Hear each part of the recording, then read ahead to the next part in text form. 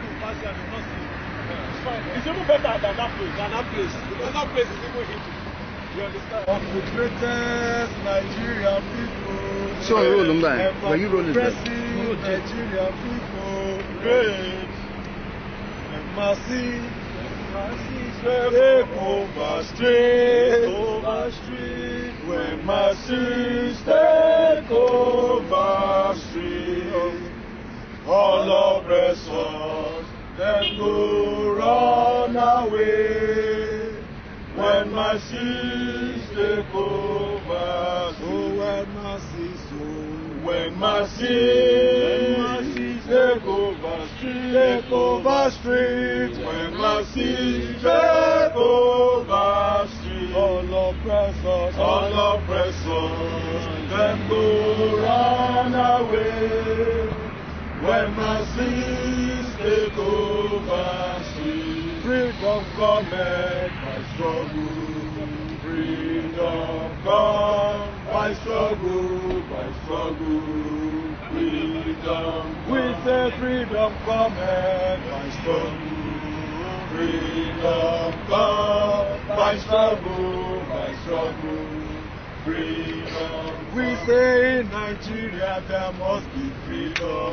Freedom come by struggle, freedom. We say in Nigeria there must be freedom. Freedom come by struggle, freedom. We say freedom come by struggle.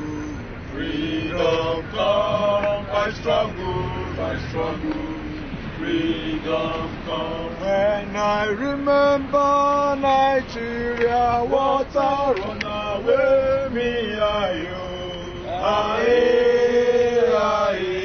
water run away me. I say when I remember my country, I remember our leaders. Aye, water run away me. I say water run away me.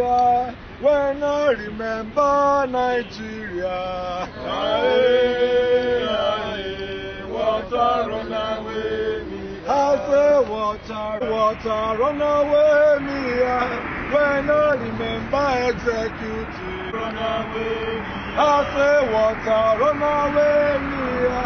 When I remember our lawmakers. Water run away. When I remember National Assembly.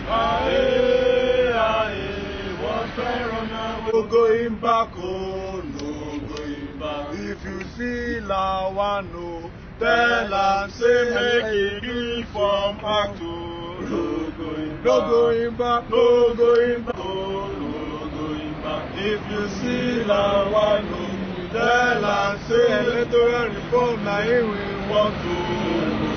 Of the greatest Nigerian people. Greatest Nigerian people. I want to address you now. Okay. And good morning to gentlemen of the press and our dear lady. I want to thank you for coming, to cover us this morning as usual. Why we are here is very simple. We are here as concerned people of this country we are here as concerned people of this country that as the National Assembly today resumes sitting for the first time in 2020, we have come to ask the National Assembly to prioritize the electoral reform that has become the concern of all Nigerians. Electoral reform to us is human right. Electoral reform is democratic right.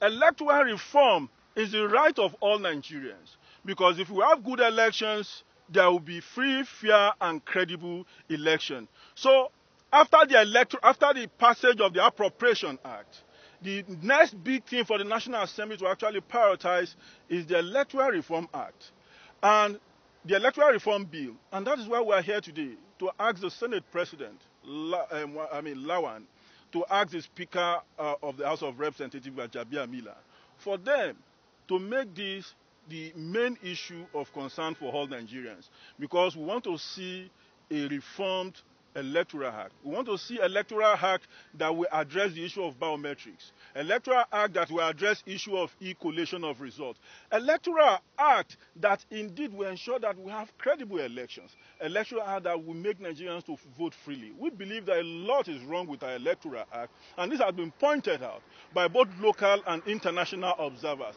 And it has also even been observed by members of the National Assembly that indeed we have loopholes in our electoral act. And it must be the commitment of all Nigerians to ensure that we have indeed an electoral act that will address the yearnings of our people.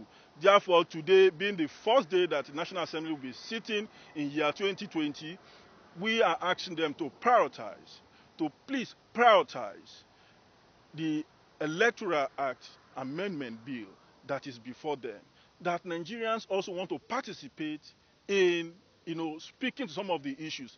The public hearing must be made public. The public hearing must be made inclusive. The public hearing must provide an opportunity for Nigerians to actually make presentation. And I believe that if we have a good electoral act, it's a springboard, to having credible, free, fair elections in Nigeria.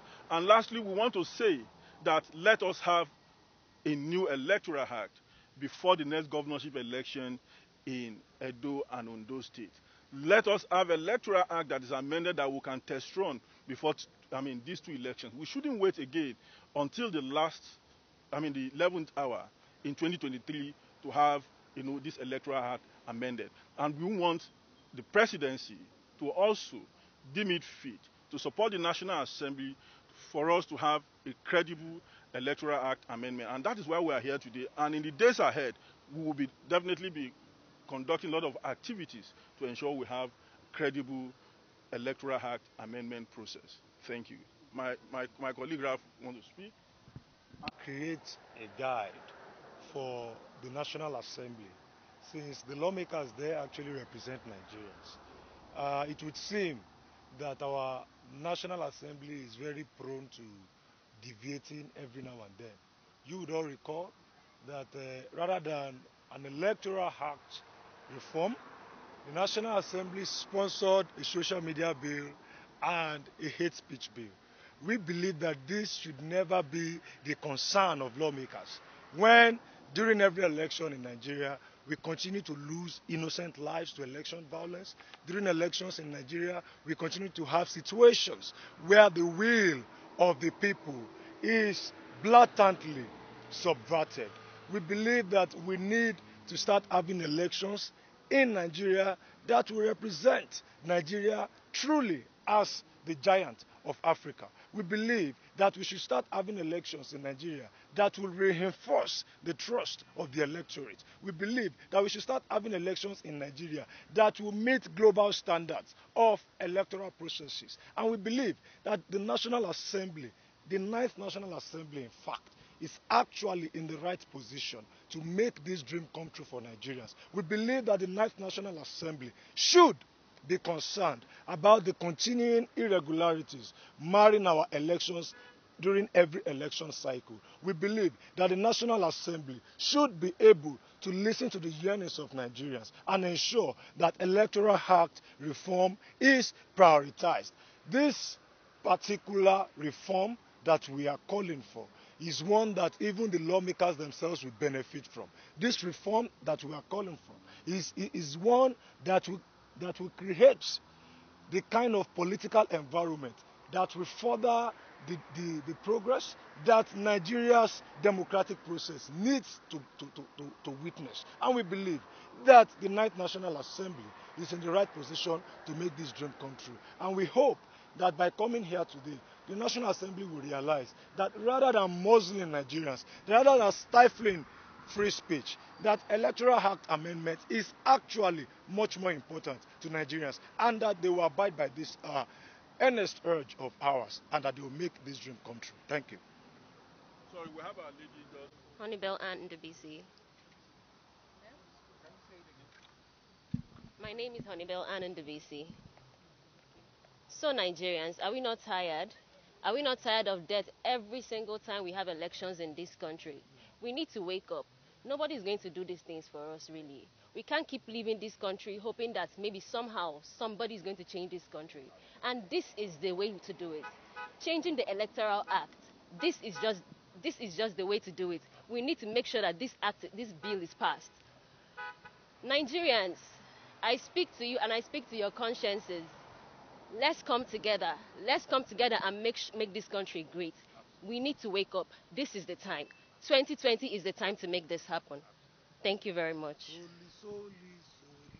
What we saw this morning, that the police attempted to stop a peaceful gathering of less than 20 Nigerians who have come to demand for electoral reform, is a practical demonstration of the frustration that has gripped some of our police officers who continue to act on instructions that are not founded on true principle of human understanding. There was no communication whatsoever from the National Assembly to Nigerians that Nigerians should not come to National Assembly to protest or to make demands. There is no, National Assembly don't even have the power to stop or ban Nigerians from coming to the National Assembly to make legitimate demand. The National Assembly is an appointee. All the members of National Assembly are appointees of Nigerians who were elected by Nigerians, and they are the representative of Nigerians. They don't have the power to stop Nigerians from coming to the National Assembly. Talk less of our security agencies who have been paid to secure us. So what you saw this morning is a frustration, that frustration by some of the police officers who have been given an unholy directive, to stop protesters. And we duly sympathize with them. We can only sympathize with these police officers because we had them saying that, do you want me to lose my job? Do you want them to sack me? We understand that they have been giving them an order that is illegitimate, an order that is not founded in law, an order that has no logic, in principle. So we sympathize with these policemen and want to tell members of the National Assembly that instead of you trying to stop legitimate protesters, what you need to do is to have police screen protesters. You can't stop people from coming to make legitimate demand. You can stop people from coming to protest. We can't stop people from coming to the National Assembly. But for security reasons, you can't profile. You can screen protesters who are coming to ensure that they do not carry arms. They do not carry. If National Assembly is threatened, the National Assembly has a responsibility to contact the security officer. The security agencies to do the needful, like screening and ensure that there is peace and order when people gather. So, for us, we can only sympathize with them, and we understand their frustration that they are acting based on order from above, an order that is against democracy, an order that is against rule of law, an order that is against the right of peaceful assembly, an order that is against the right of peaceful association, an order that is against the fundamental human right of Nigerians. That is the order they have handed down these security officers, and we duly sympathize with them, and we urge them that what we are doing is in their own interest, the interest of their families, the interest of their children, the interest of our nation, the interest of every one of us. We have not gathered here this morning simply because we do not have something to do, but simply because we believe the National Assembly must prioritize the issue of electoral reform. So the practical demonstration of this frustration that we saw this morning, we can only urge our police officers, to be reasonable and for them to respect the rights of Nigerians. I don't want heard of this position by some international body that Nigeria is now the third worst country to live in. Have you heard of it? What is your comment on that first? The latest information that Nigeria is the third worst country to live in didn't come to us as a surprise. Because every day, Nigeria has been sinking further into extreme poverty. Notwithstanding the fact that Nigeria is the global capital of extreme poverty, the government has not done anything to solve this problem. I can also tell you that yesterday I heard that what this government is trying to do now is to increase the emolument of politicians. This is a disservice to the Commonwealth. This is a disservice to national interest. It's a disservice to the future of this country. We don't have the leadership. We don't have the leadership in Nigeria that has the capacity to solve our problem. That is the truth. And it is not limited to the national, including at the subnational. Some of our governors have no ideas on how to govern. It is worse at the local government level, who those ones are appointed and imposed on Nigerians. And we want to make it very clear to every one of us. Look, this time has come for us to rescue this country. We have to rescue this country by prioritizing electoral reform so that we can put in place a process that will guarantee the emergence of good leaders. Because it is unfortunately, there is that tendency that we are going to live, with this situation we find ourselves, that we're going to sink further into extreme poverty. Because the current administration has been given a 4-year mandate, and it has only spent about 7 months out of this 4-year mandate. It means that we are going to live with about over 3.5 years, battling with this.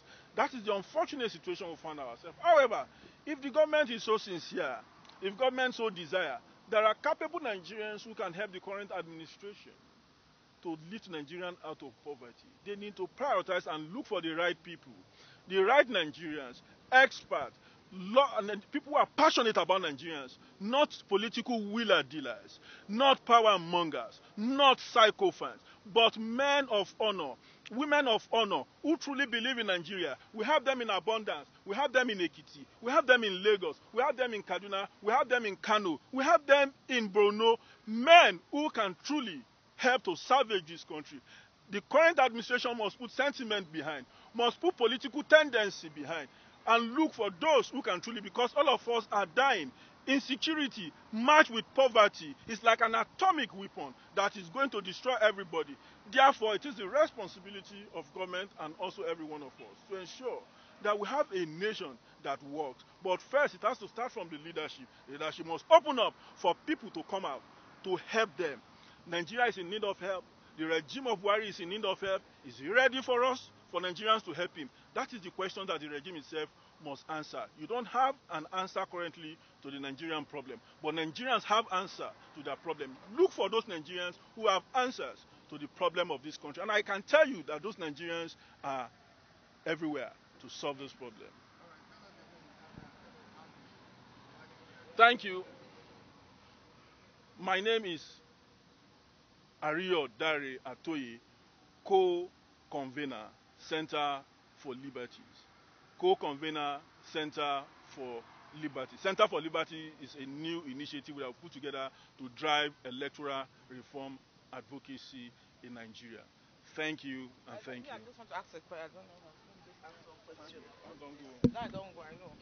My own is just different. Like the judgment of this lady that killed her husband, Sandra. People have been criticizing, people have been supportive, and they're saying that at least she's a human, she has right to live in the end of it.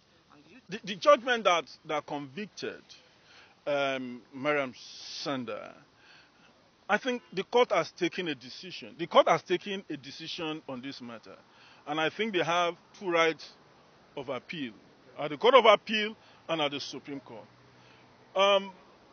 To kill is a grievous act. To destroy human life is a sinful offense. And I believe that indeed it has been established that this lady committed this act. However, she says she has a reasonable explanation why this act happened. And the court has been given that assignment to untangle this. But I think Nigerians should urge the family of Mariam Sanda to appeal and seek a judicial review, where you are going to have a panel of about 5 justices of the Court of Appeal to review this case. And also, if they don't get judgment, they have to go to the Supreme Court, where you're going to have 7. However, if they are unable to get judgment, the only person they can appeal to is the Almighty God. However, I think that the cases, what happened in the case of Mariam Sanda and lady must also be properly investigated. What am I saying is this, that apart from the fact that judgment has been handed down, it should be properly investigated. Because just yesterday, a 19-year-old lady was said to have also killed her husband in Katsina. And I've heard from friends that this is something that is growing in the northern part of Nigeria. And it means that both government officials, civil society, and the traditional rulers most especially, and we must find a solution to this. Are these ladies being battered? Are these women being battered? Is there a problem in this relationship? And it's very important that we investigate as a nation the cause of this. What responsible nations do is when you see a high incident of this coming to the fore, these things are properly investigated, these things are properly taken care of, and they should not leave it to government. I think individual agencies can look into this. Thank you.